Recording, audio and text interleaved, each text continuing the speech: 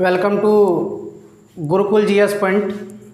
आज आप सबों के बीच 30 अगस्त का इम्पोर्टेंट करंट अफेयर्स लेकर के आए हैं।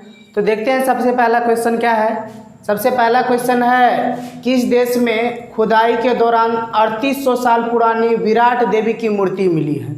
यानी खुदाई किया गया ऐसा कौन सा देश है जहां पर 3800 साल पुराना जो है ना विराट देवी की मूर्ति मिली है। तो वो देश नेपाल है। नेपाल में क्या हुआ है, हाल ही में खुदाई किया गया और खुदाई के दौरान जो है आपको 3800 साल पुराना जो है वहाँ पर देवी यानी विराट देवी की मूर्ति मिली है नेपाल में।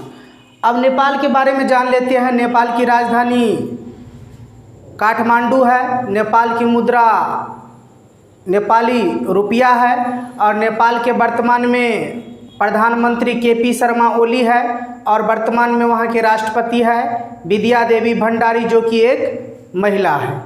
नेक्स्ट क्वेश्चन है, 200 अरब डॉलर की संपत्ति वाले विश्व के पहले व्यक्ति कौन बने हैं। यानी 200 अरब डॉलर की संपत्ति वाले विश्व के पहले व्यक्ति कौन बने हैं।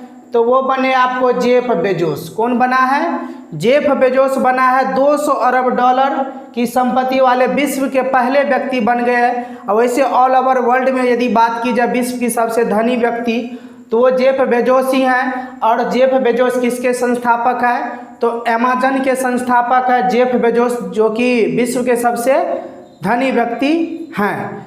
एग्जाम के विषय से याद रखना है। और अमेजन क्या है, एक शॉपिंग आप लोग ऑनलाइन जो कुछ मंगाते हैं अमेजन के तहत, उसके बाद हो गया फ्लिपकार्ट के तहत। तो जेफ बेजोस जो है अमेजन के संस्थापक हैं। नेक्स्ट क्वेश्चन है, 2020 इंटरनेशनल बुकर पुरस्कार किसने जीता है। यानी 2020 इंटरनेशनल पुरस्कार किसने जीता है। तो ये जीता है लुकास रिजनेवेल्ड। किसने जीता है, तो लुकास रिजनेवेल्ड ने जीता है। और ये कहाँ के है, डच के लेखक है और ये मात्र 29 वर्ष की लेखिका है यानी लड़की है, जिसे जो है 2020 का इंटरनेशनल पुरस्कार से सम्मानित किया गया है। और इसको मिला है किस रचना के लिए, तो ये मिला है द डिस्कम्फर्ट ऑफ इवनिंग के लिए, इस रचना के लिए, इस पुस्तक के लिए जो है ना 2020 का इंटरनेशनल बुकर पुरस्कार से नवाजा गया है, जो कि एक डच की महिला है, लड़की है और ये मात्र 29 वर्ष की लेखिका है। नेक्स्ट क्वेश्चन है, राष्ट्रीय शिक्षा नीति को लागू करने वाला पहला राज्य कौन बनेगा। राष्ट्रीय शिक्षा नीति को लागू करने वाला पहला राज्य कौन बनेगा भारत का, तो वो राज्य बनेगा कर्नाटक। यानी भारत का पहला राज्य राष्ट्रीय शिक्षा नीति को लागू करने वाला कर्नाटक हो जाएगा। और कर्नाटक की राजधानी कहाँ है, बेंगलुरु है। और कर्नाटक के वर्तमान में कौन सीएम है, तो येदियुरप्पा वहाँ के वर्तमान में सीएम है। अब कर्नाटक में जो है बंगलोर है, बंगलोर को जो है ना इलेक्ट्रॉनिक शहर के नाम से जाना जाता है बंगलोर को। उसके बाद है, किस राज्य सरकार ने कोविड-19 के कारण गरीब परिवारों के लिए 200 करोड़ रुपए के विशेष पैकेज की मंजूरी दी है। यानी भारत का कौन सा राज्य है जो कोविड-19 के कारण गरीब परिवारों के लिए जो है ना 200 करोड़ रुपए के विशेष पैकेज का मंजूरी दिया है, तो भारत का राज्य है ओडिशा। गरीब परिवारों के लिए 200 करोड़ पैकेज का ऐलान किया है ओडिशा।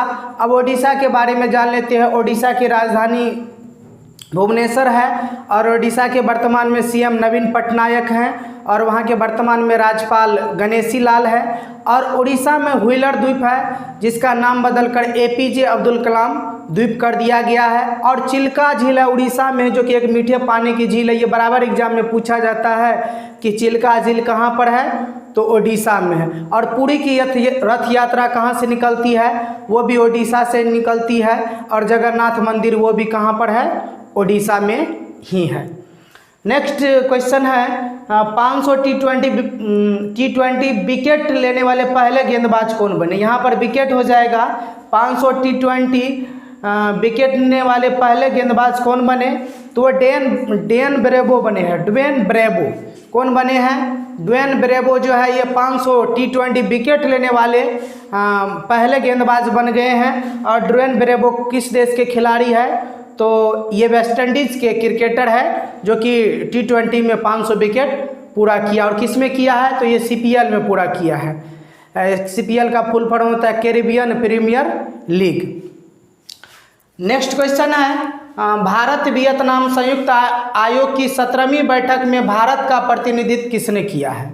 नहीं, भारत और वियतनाम के बीच जो है ना संयुक्त आयोग की 17वीं बैठक का आयोजन किया गया है। उसमें भारत की तरफ से प्रतिनिधित्व किसने किया है? तो भारत की तरफ से प्रतिनिधित्व किया है एस जयशंकर। किसने किया है? एस जयशंकर के द्वारा प्रतिनिधित्व किया गया है। और एस जयशंकर के पास कौन सा मंत्री है? तो याद रखना हो, भारत के वर्तमान में जो है इंडिया के वर्तमान में विदेश मंत्री है। यानी भारत के वर्तमान विदेश मंत्री कौन है? एस जयशंकर है, जो कि वियतनाम और भारत के बीच जो है संयुक्त आयोग की 17वीं बैठक हुई, इसमें भारत की तरफ से पार्टिसिपेट किया है। ये ऑनलाइन वर्चुअल बैठक बुलाई गई थी क्योंकि कोरोना महामारी के चलते अभी जो भी बैठक होता है वो ऑनलाइन ही होता है। नेक्स्ट क्वेश्चन है इंडियन एक्सप्रेस टेक्नोलॉजी सभा अवार्ड 2020 किस राज्य ने जीता है? यानी इंडियन एक्सप्रेस टेक्नोलॉजी सभा अवार्ड 2020 किस राज्य को मिला है? तो ये मिला है तेलंगाना को। तेलंगाना राज्य ने इंडियन एक्सप्रेस टेक्नोलॉजी सभा अवार्ड 2020 जीत लिया है। और तेलंगाना की यदि बात की जाए तो आंध्र प्रदेश राज्य से तेलंगाना अलग हुआ था 2 जून 2014 ईस्वी को। उसके बाद तेलंगाना की राजधानी हैदराबाद है और आंध्र प्रदेश की राजधानी अमरावती हो जाएगा। और तेलंगाना के वर्तमान में सीएम है के चंद्रशेखर राव और वर्तमान में वहाँ के गवर्नर है तमिलसाई सौंदरराजन। यानी सीएम कौन है? यानी मुख्यमंत्री के चंद्रशेखर राव और राज्यपाल है तमिलसाई सौंदरराजन तेलंगाना के। नेक्स्ट क्वेश्चन है राष्ट्रीय GIS सक्षम भूमि बैंक प्रणाली की शुरुआत किसने किया है? राष्ट्रीय GIS सक्षम भूमि बैंक प्रणाली की शुरुआत किसने किया है? तो ये शुरुआत किया है पीयूष गोयल के द्वारा शुरुआत की गई है। पीयूष गोयल कौन है? ये तो भारत के वर्तमान में रेल मंत्री हैं और इन्हीं के द्वारा जो है राष्ट्रीय GIS सक्षम भूमि बैंक प्रणाली की शुरुआत की गई है। नेक्स्ट क्वेश्चन है भाषण 4 द्वीप चर्चा में यह किस देश में है? एक भाषण 4 द्वीप जो कि हाल फिलहाल में अभी आप लोग पेपर में ही पढ़े होंगे कि ये चर्चा में है। यह किस देश में है भाषण 4 द्वीप? ये द्वीप आपको बांग्लादेश में चर्चा में क्यों है कि रोहिंग्या जो जिसको हम लोग मुसलमान बोलते हैं, तो इसी भाषण 4 द्वीप पर उसको भेजने का विचार किया जा रहा है, इसीलिए चर्चा में है। और ये कहाँ पर है? तो बांग्लादेश में है। और एक पॉइंट याद रखना, भारत और बांग्लादेश के बीच जो सैन्य अभ्यास होता है उसको संप्रति अभ्यास के नाम से जाना जाता है। यानी भारत और बांग्लादेश के बीच जो भी सैन्य अभ्यास होगा वो संप्रति अभ्यास के नाम से जाना जाता है। अब बांग्लादेश है तो बांग्लादेश की राजधानी ढाका है, वहाँ की मुद्रा टाका है। और बांग्लादेश की वर्तमान में प्रधानमंत्री शेख हसीना है। और गंगा नदी जब बांग्लादेश में प्रवेश करती है तो उसे पद्मा के नाम से जाना जाता है।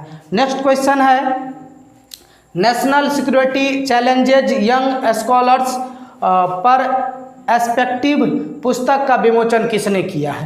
यानी national security challenges young scholars पर एक्सपेक्टिव पुस्तक का विमोचन किसके द्वारा किया गया है? तो मनोज मुकुंद नरवणे के द्वारा इस पुस्तक का विमोचन किया गया है। और ये कौन है? तो ये थल सेना प्रमुख वर्तमान में है, इन्हीं के द्वारा ये पुस्तक का विमोचन किया गया है। तो दोस्तों आप सबों को ये करंट अफेयर्स का वीडियो पसंद आए तो अपने दोस्तों के बीच ज़रूर शेयर करें ताकि आप सबों को ये करंट अफेयर्स का डेली ये सीरीज मिलता रहे।